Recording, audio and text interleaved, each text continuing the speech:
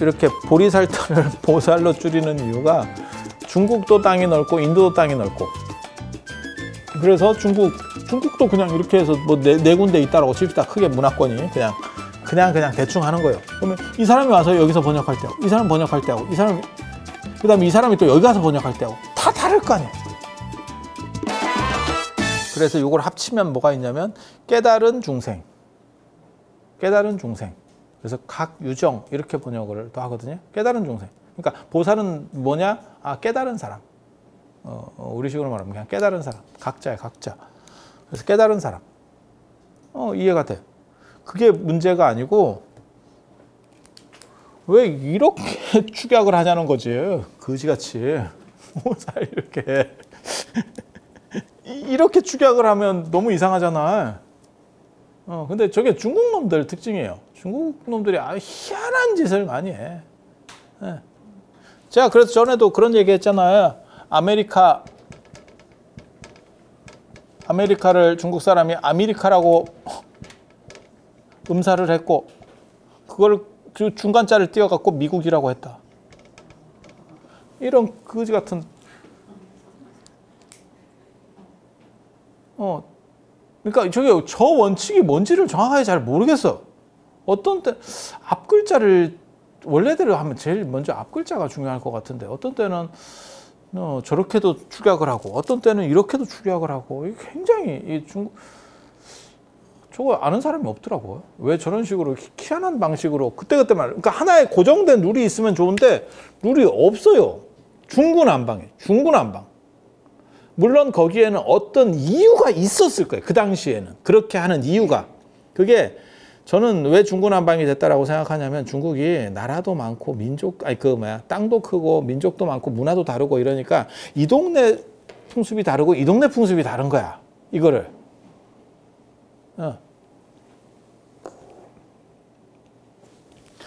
고사성언, 난 처음에 그 얘기 듣고 고사성언인 줄 알았다. 자강두천.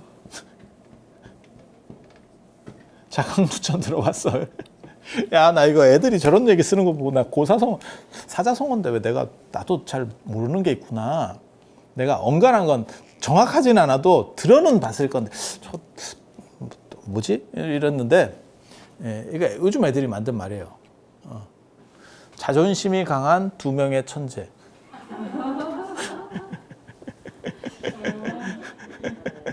아, 요즘 애들이 그냥 쓰는 말이에요. 자존심이 강한 두 명의 천재. 야, 저거 어떻게 알아? 나는 한자 찾고 있었다니까. 저런 사자성어가 있나? 한자를 찾고 있었는데 자존심이 강한 두 명의 천재. 애들 많이 쓰는 말이에요. 이거 되게 많이 쓰는 말이에요. 그러니까 이런 식으로 하면 이게 스토리가 있어. 그 내용을 보면 스토리가 있어. 그리고 그게 한번 회자가 돼서 굉장히 유명해진 거야. 근데 이제 나이 든 사람은 그 범주에 들지 않으니까 그 내용을 모르는 거지. 근데 걔네한테는 그게 다 공유가 되고 있는 거야. 그래서 저렇게만 얘기해도 걔네는 알아들어. 그러니까 어떻게 저런 식으로 축약을 했지? 그냥 자존심이 강한 두 천재 이거를 그냥 축약했나? 이렇게 하면 되게 이상하잖아. 근데 그 스토리를 알고 있는 사람은 그게 납득이 되는 거야. 우리는 그걸 공유하지 못하는 거지. 문화적으로 다르기 때문에. 그래서 중국 같은 경우는 땅이 넓고 민족도 많고 문화도 다르기 때문에 그게 각 동네마다 축약하는 방식이 달랐을 거라는 거예요. 근데 그게 나중에 한꺼번에 대장경 같은 데서 이렇게 딱 묶여서 풀 패키지로다가 세트로다가 딱 오니까 야, 씨, 이게 뭐냐? 이제 이렇게 되는 거지. 저는 그랬을 것 같아. 그러니까는 서북 쪽 중국이나 동북 쪽에서 하거나 이런 사람들이 이 번역할 때 대하는 방식이 다른 거야. 그리고 인도도 또 문제가 뭐냐면 인도도 땅이 넓고 야, 인도는 언어가 한 1000개가 넘는다던데. 그 안에서 사용하는 언어가 도대체 이게 나란가 싶은데.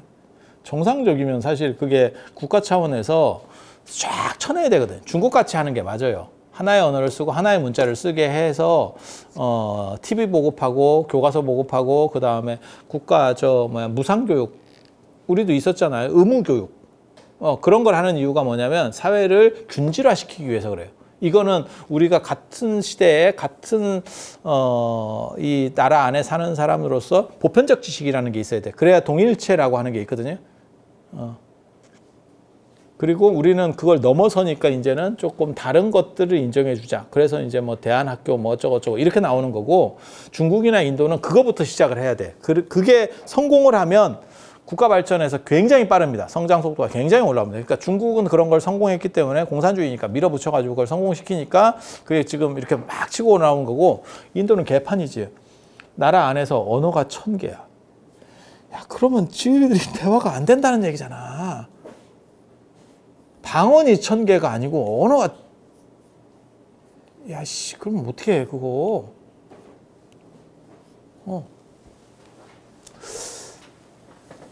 그래서 인도에도 그 문제가 있는 거예요. 중국에만 그 문제가 있는 게 아니고 인도에도 그 문제가 있는 거야. 그래서 인도 사람이 오면, 이 동네 놈이 오면 번역하는 방식이 약간 달라. 이해가 돼요? 그러니까 중국도 다양성이 있었던 거고 인도도 다양성이 있는 거야.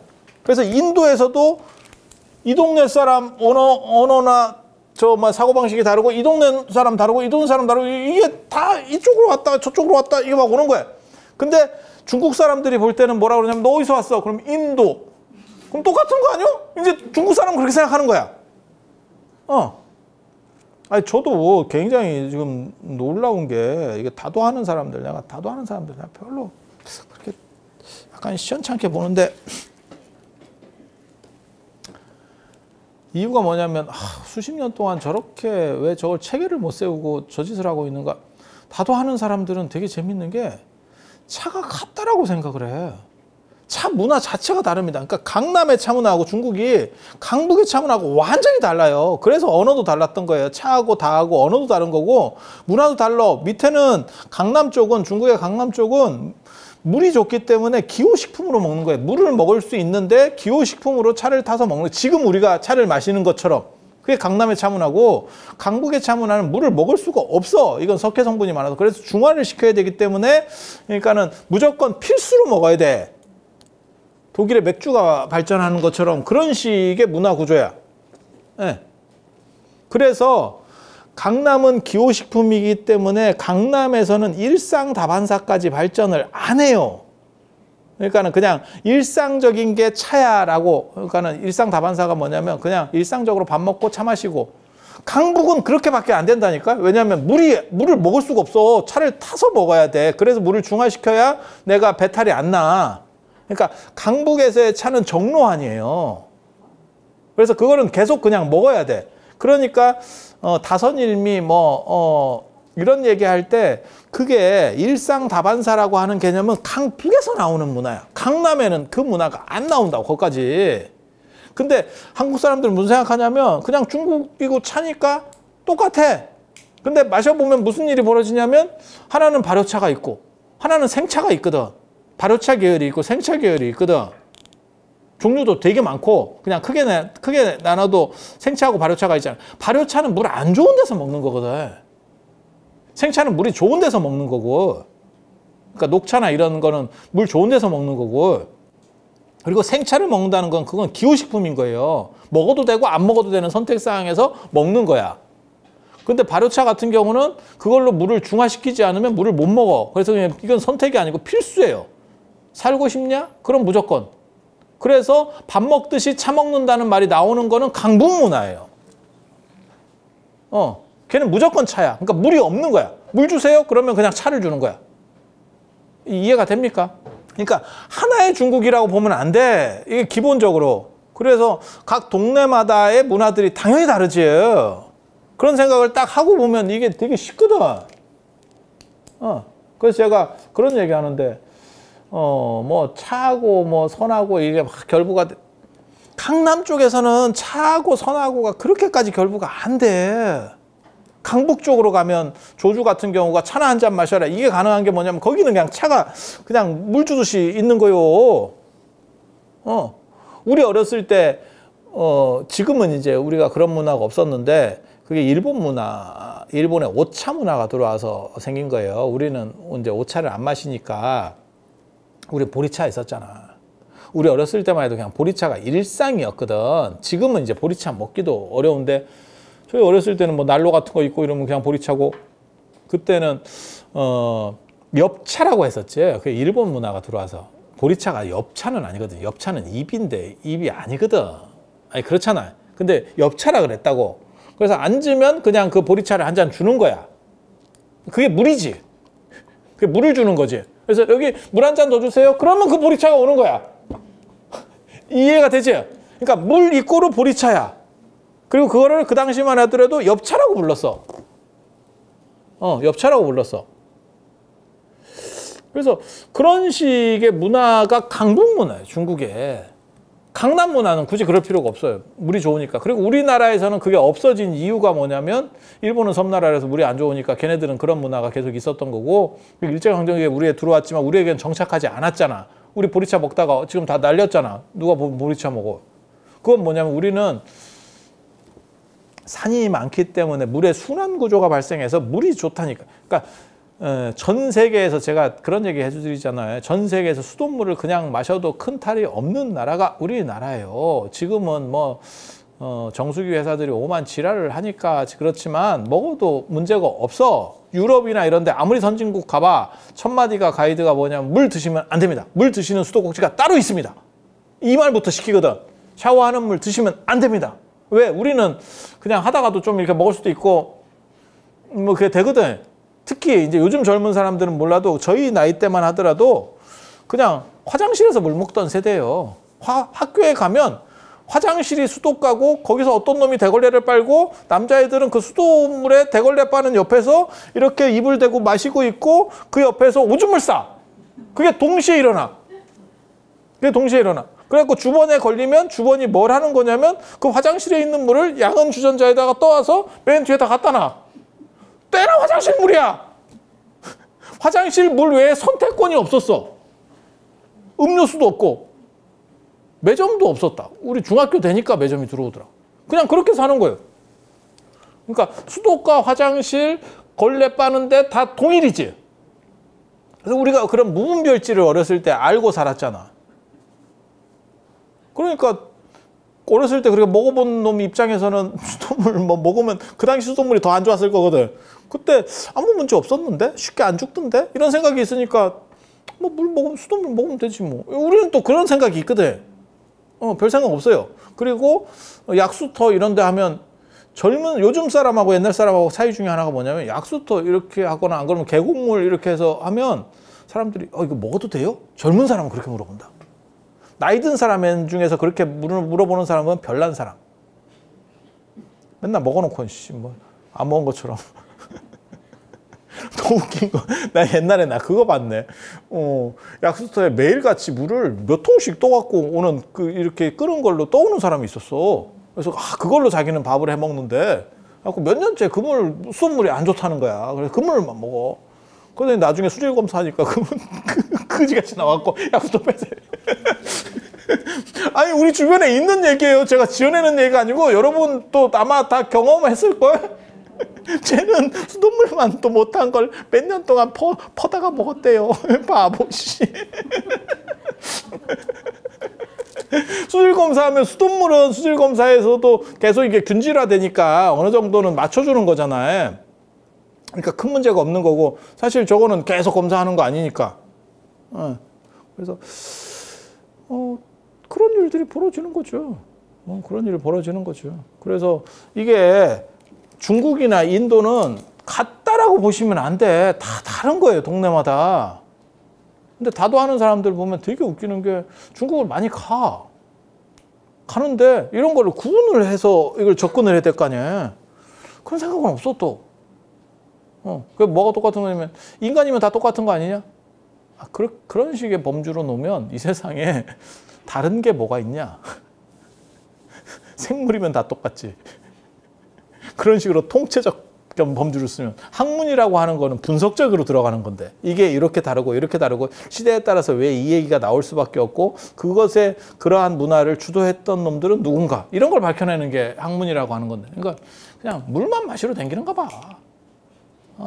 그래서 내가 참 다도하는 사람들 보면 좀 안타깝지. 이걸 우리 같은 사람이 좀 젊어가지고 별로 할 일도 없고 이러면 그런 거 하면 진짜 다 때려잡을 수 있다. 내가 진짜 장담하는데. 한 방에 다 때려잡을 수 있다. 너희가 나보다 돈은 많을지 몰라도 내용적인 걸 채워넣는 거는 뭐 저 게임도 아니야. 그리고 초이 이런 사람들 별 볼 일 없는 사람들이에요. 알고 보면 여러분 생각하고 틀려요. 그 양반은 기호식품으로서 우리는 조선시대 때 차가 기호식품이니까 사치품 비슷한 거거든. 그러니까 차가 뭐 대단한 것처럼 그거는 선의 정신이 아니요. 선에서 말하는 차의 정신이 아니에요. 선에서 말하는 차의 정신이 일상성인 거예요. 그리고 일상적인 거야말로 가장 귀한 거예요. 그걸 얘기하고 싶은 거예요. 선에서는. 그러니까 초이는 차는 알지 몰라도 선은 몰랐다. 우리 같은 사람은 그렇게 말해버리거든. 그래서 선의 정신, 선의 일상성이라는 게 뭐냐면 밥 같은 정신 자세예요. 제가 그런 얘기 하잖아요. 전 세계적인 모든 주식은 특별한 맛이 없다. 그래서 평생 먹을 수 있는 거다. 짜장면 햄버거 맛있는데 그거 한 달 쉽지 않아. 쉽지 않아. 중국집 주인도 지그들 점심 먹을 때 딴 거 시켜 먹기도 하더라. 그렇게 맛있으면 지 그거 먹지. 아니 맛이 없다는 얘기를 하는 건 아니야. 맛이 있지만 그게 주식은 아니었다는 걸 알 수 있는 거예요. 예, 모든 주식은 자극적이지 않아요. 그래서 이태리에 가서 피자를 보면 자극적이지 않아. 프랑스 가서 빵을 보면 그 바게트 빵 같은 거 그게 자극적이지 않아. 그래서 제가 그런 얘기 하는데 우리나라에서 왜 빵이나 피자나 이런 것들이 저렇게 자극적이고 토핑도 많이 올라가고 막 저렇게 복잡하게 되느냐. 우리는 간식. 우리는 주식 개념이 아니고 간식이었기 때문에. 찰밥을 한 번은 먹어도 야 찰밥에다가 그 밥 넣고 계속 이런 거 넣어가지고 그 우리 연밥 같은 거 있잖아. 그 셀이 먹어봐. 한 달 먹을 수 있을 것 같아? 못 먹어. 못 먹어. 몰라. 올드보이 같이 되면 먹을 수 있겠지. 그것만 주면 뭐 죽기 싫으면 먹어야지 뭐. 정상적인 사람은 못 먹습니다. 그래서 모든 주식은 그냥 담담한 정도에서의 맛이 있는 거예요. 그리고 그것을 인지할 수 있는 사람은 사실은 그 문화권 속에 있는 거야. 우리도 그거 있잖아. 햇살 가지고 이게 햇살 가지고 밥을 이렇게 다 했을 때 윤기 나게 해가지고 야 이거 밥맛 자체가 대단하다 이런 얘기를 하는 경우들이 있거든. 여러분들이 해놓은 밥으로는 제가 그걸 못 느끼는데 그걸 누가 느낀다고 얘기하냐면 햇반으로 느낀다던데? 햇반에서 느낀대. 엄마가 해준 밥에서는 못 느끼는데 햇반에서 그걸 느낀다던데? 저는 햇반을 많이 안 먹어봐가지고 정확하게 그건 잘 모르는데 우리는 햇반을 먹을 때는 진짜 비상식량 비슷하게 그런 식이지. 근데 햇반을 주식으로 삼는 사람이 생각보다 많아요. 혼자 사는 분들은 햇반을 주식으로 삼는 분들이 많아. 예전에 여러분들 자녀분들 그 뭐 자취하고 뭐 이러면 밥 많이 해가지고 뭐 냉동실에다가 이렇게 봉다리에 넣어가지고 얼려놓고 뭐 이런 거 있었잖아요. 근데 햇반 쌀 때 마트 가면 이렇게 엎고 있거든, 등에 하나씩. 그런 거 해가지고 이렇게 단체로 넣어서 아니 있다니까. 그래가지고 햇반이 양이 많으니까 반 틈씩 먹고 이제 그게 간식들이 있으니까 그렇겠지. 그래서 밥만 먹고 또 해놓고 뭐 이런 집들도 그러니까 햇반을 그냥 밥으로 먹는 놈들이 있다니까. 난 그런 사람들을 보면서 무슨 생각했냐면 야 쟤네는 식당 가면 밥맛 없겠다. 왜냐면 그게 길들면 이게 다운되면 원래 좀 그렇잖아요. 식당 밥은 원래 좀 약간 이렇게 떡밥 내가 전생에 붕어였나 뭐 이런 생각이 들잖아요. 약간 떡밥 이런 게 밥이구나 이렇게 밥의 고마움을 집밥의 고마움을 알게 해주기 위해서 식당에서 그렇게 하는 거예요. 일부러 이렇게. 그래서 이런 걸 생각을 해보면 차와 선이 마찬가지다라고 말하는 거에서의 거기에서 차는 일상성이라는 뜻이에요. 마치 밥처럼 일상성. 그리고 그것이야말로 가장 귀한 거래. 가장 귀한 거래. 그런데 나중에 이제 선이 또 변질되면서 뭐가 나오냐면 선이야말로 최상승이고 최고로 대단한 거예요. 사실은 그 최고로 대단하다는 의미는 일상을 최고로 대단하다고 얘기하는 거야. 그러니까 어떤 반찬이나 어떤 것보다도 우리가 먹는 과일이든 뭐나 이런 것보다도 밥이 대단한 거다. 이것도 가능하대. 최고로 대단한 건 밥이다. 이게 가능하잖아. 이 논리도 가능하잖아. 그래서 그런 의미에서의 최상승이라고 봐야 되거든요. 근데 이제 또 해석을 잘못하는 사람들이 뭐라 그러냐면 선이야말로 특별하게 뭐 대단하다. 이렇게 하니까 이제 차도 특별한 거다. 이렇게 이제 또 사기를 치는 사람들이 있는 거예요. 보고 있으면 좀 갑갑하지. 저거 하나를 정리를 못 해가지고 지금 제가 출가해서부터 봤을 때부터 그 짓을 하고 있던데 지금까지도 저렇게 헛발질만 하고 그러니까 이게 다 무너지는 거거든. 내용 정리 딱 하고 현대에서 어떻게 할 건가. 내용 정리가 끝나야 현대적으로 이게 자기의 강점이나 약점들을 알아야 이게 재개발이라는 게 되는 거거든요. 모르는 상태에서 바꾸면 더 빨리 망해요. 그래서 이렇게 되는 이유, 쉽게 말해서 이렇게 보리살터를 보살로 줄이는 이유가 중국도 땅이 넓고 인도도 땅이 넓고 그래서 중국도 그냥 이렇게 해서 뭐 네 군데 있다라고 칩시다. 크게 문화권이 그냥 대충 하는 거예요. 그러면 이 사람이 와서 여기서 번역할 때하고 이 사람 번역할 때하고 이 사람이 그다음에 이 사람이 또 여기 가서 번역할 때하고 다 다를 거 아니에요. 그래서 중국에서는 뭐가 나오냐면 중국 불교가 잘 나갈 때는 뭐가 나오냐면 번역의 표준화 작업이라는 게 나와요. 야 이거 안 되겠다. 안 되겠다. 표준화 시켜야 돼. 그래서 그걸 정부 주도로 해서 절에서 그러니까 스님들이 그걸 건의를 하는 거예요. 그게 현장 스님 번역장, 역장 안에 그게 있는 거예요. 그게 기준을 딱 해서 이걸로 다 이런 식으로 해. 이렇게 나가는 거예요. 합리적인 거죠.